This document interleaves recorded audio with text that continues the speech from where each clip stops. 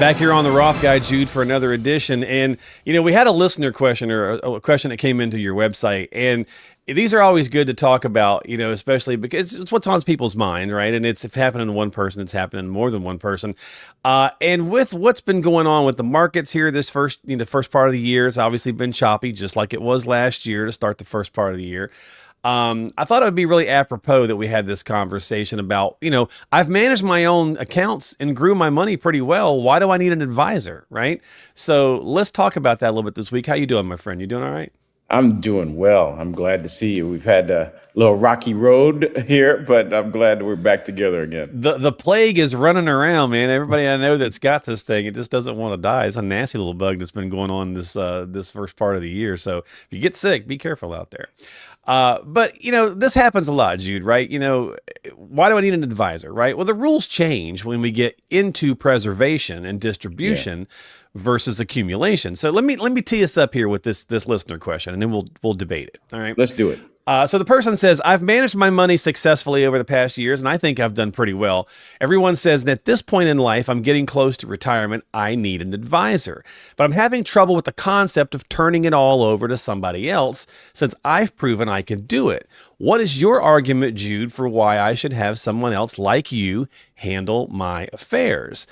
Great question. A lot of people feel, hey, I've done pretty well with this accumulation thing. And that's the difference, Jude. It's a completely different animal that people don't realize until they start to get close to the retirement levers, right?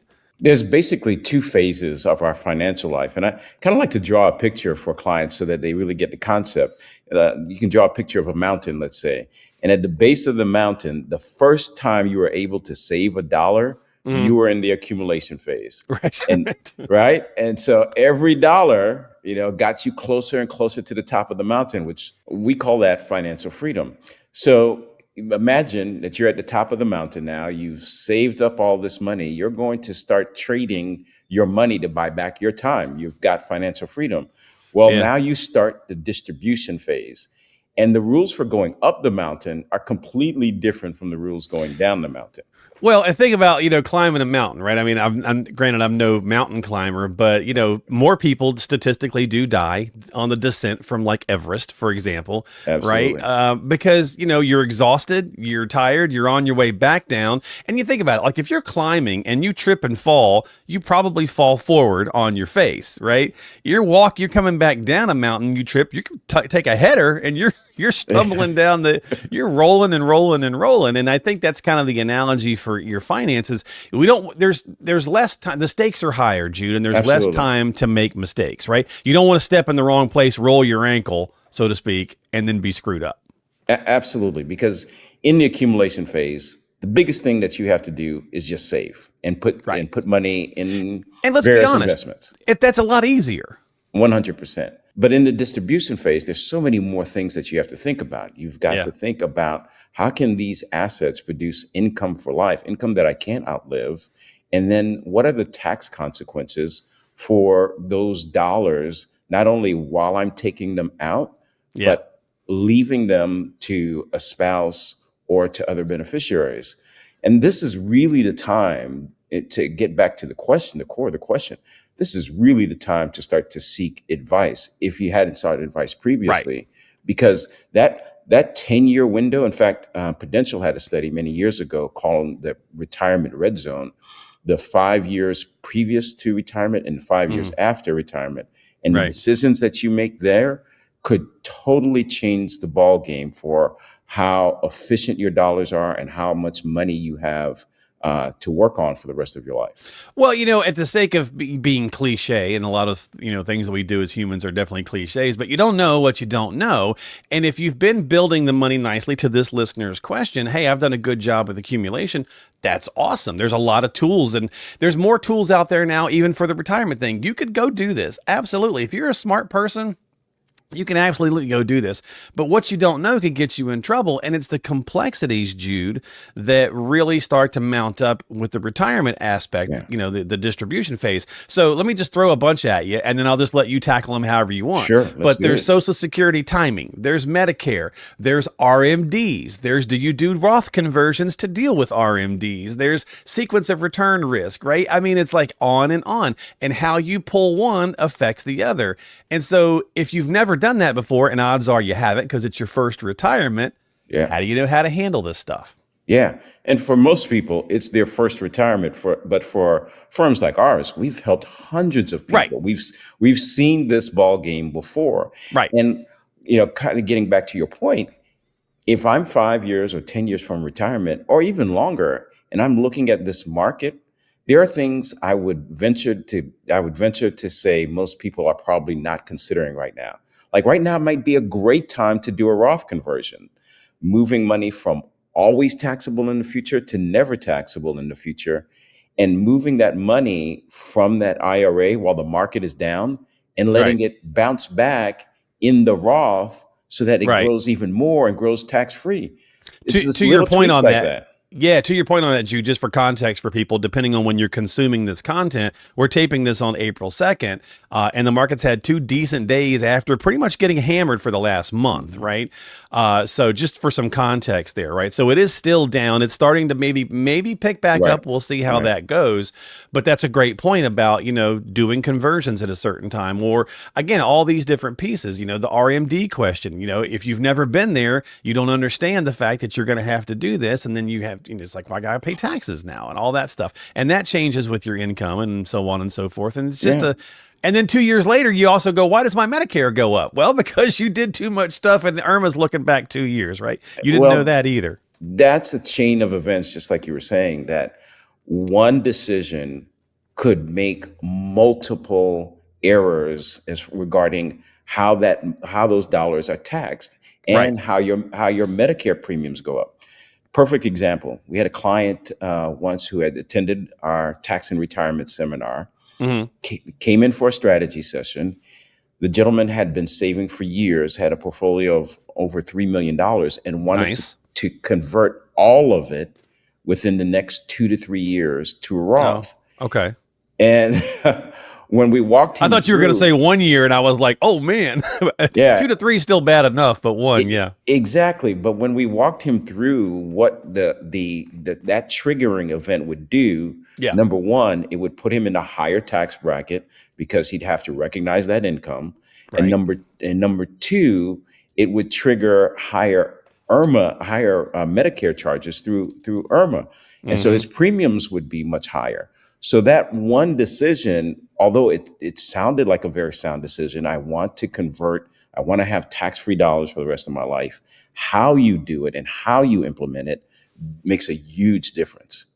Yeah, and again, to this person's question, and let me get to the heart of it. We'll wrap it up with this piece of it. We talked about a lot of the little different nuances, and we've done many episodes on all those different pieces. If people would like to go check out some of that prior content, but we'll focus on addressing this person's question here. And this, to me, Jude, is the big piece: the fear of turning it over comment, right? Right. That's what a lot of people feel like when they think, okay, I need to go get a professional, but I'm scared. I've done a good job, and Yeah. rightfully so. I'm afraid to trust somebody with this is my nest egg. This is my everything I've built. 100%. And I get that, but you're not turning it over. I think that's where a mind shift needs to take place, right, Jude? This needs to be a collaborative effort. You should, as Jude Wilson, should not care more about the plan than John Smith, the client, right? Um, 100%. you know, so it's got to be a collaborative effort. Is that how you That work with people on trying to get over that hump? you've had your hand on the wheel for your entire life, but now may be a good time to think about it this way. Yes, you're a good investor. Yes, you've gotten good results, but it goes back to what you were saying earlier, Mark. You don't know what you don't know. And at Right, this point, the added value is not having an investment manager. right, right, The right, added value is the financial planning that goes with a true wealth management firm like ours, where we're looking at efficient distributions. We're looking at longevity of the assets and the income. We're looking at legacy. all of these things. If it's just for investment management, I would say you probably have a decent argument. Yeah. But if you're looking holistically at all of the things that affect having a successful retirement, then a professional really brings a lot of value to the table. And let's not forget another piece of this, Jude. Do you even want to do that in retirement? Yeah. Like, that's where I think a lot of DIYers, and I know you've had a fair amount come across your desk as well. And I talk with advisors all across the country. People have this grand idea. I'm going to save money. I'm going to do it myself. I'm going to keep my hands on the wheel, to your point.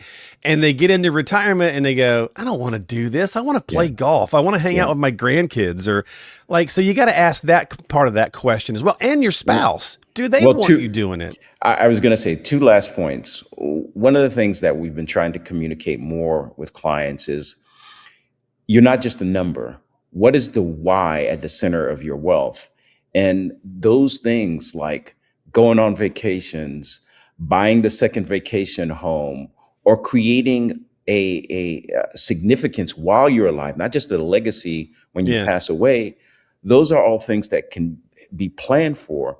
Yeah. And then to your last point, one of the most touching things to me is when I sit in front of a couple, and usually there's one person who is the driver of the finances. They're really into it.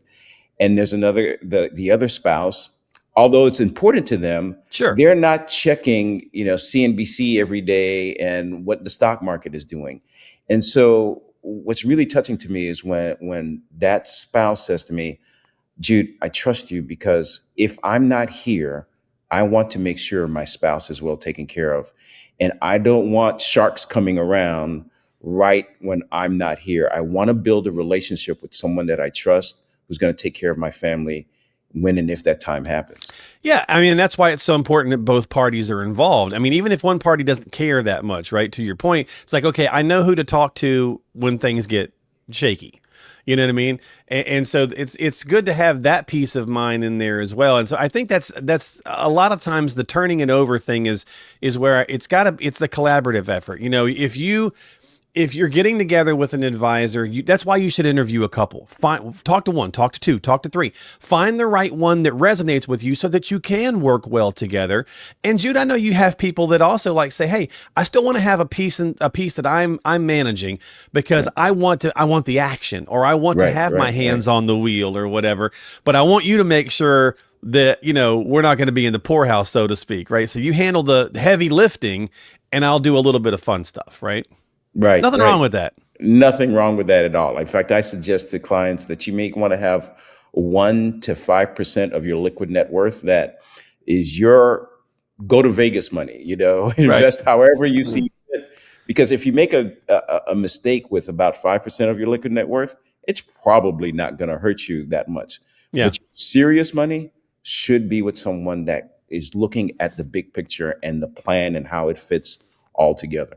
Yeah, and the tax efficiency side of that is the huge piece that most of us just don't deal with. And do you want to stay entrenched and learn that information and up to date and the constant changes that they're doing, right? I mean, that's why, again, turning to professionals in parts of life is important. So, look, you've earned the right. You've done a good job. This person's question. You've earned the right to be skeptical. Absolutely. But there's so much stuff out there that you could take the time and learn it. But then again, you're also opening yourself up to making mistakes you never even knew you could make. So I think this is one of those places where a lot of DIYers do find themselves at the table of, or at the corner of, yeah, maybe it's time to get some professional help, right? I've done a pretty good job, but this is starting to get a little sticky, 100%. Yeah, so come see us. Yeah, exactly. Right. So, all right. Well, we're going to wrap it up this week. Great question. Thank you so much for submitting that in. Thanks for checking out the podcast. Of course, don't forget to subscribe to us on Apple, Spotify, YouTube, all that good stuff. If you need some help, reach out to Jude and his team. We'll have links in the show descriptions below so you can get some time onto the calendar or go to the calculator. Check out thetaxbomb.com to look at maybe some of that raw stuff and how taxes might affect you. So lots of stuff there, but get yourself some time onto the calendar. Chat with Jude and his team serving Florida, but all over the country as well. He's got clients everywhere. So if you need some help, reach out to him, and we'll see you next time here on The Roth Guy. Thanks, buddy. Thank you, my friend. Financial planning and advisory services are offered through Prosperity Capital Advisors, PCA, an SEC-registered investment advisor with its principal place of business in the state of Ohio. Centrus Financial Strategies and PCA are separate, non-affiliated entities. PCA does not provide tax or legal advice. Insurance and tax services offered through Centrus Financial Strategies are not affiliated with PCA. Information received from this podcast should not be viewed as individual investment advice. Product discussions and illustrations are hypothetical in nature and will vary based on many factors, including but not limited to age, health, product, insurance carrier, and product design. You should consult the insurance carrier website and policy for detailed information. For information pertaining to the registration status of PCA, please contact the firm or refer to the Investment Advisor Public Disclosure website, www.advisorinfo.sec.gov. For additional information about PCA, including fees and services, send for our disclosure statement as set forth on Form ADV from PCA using the contact information herein. Please read the disclosure statement carefully before you invest or send money.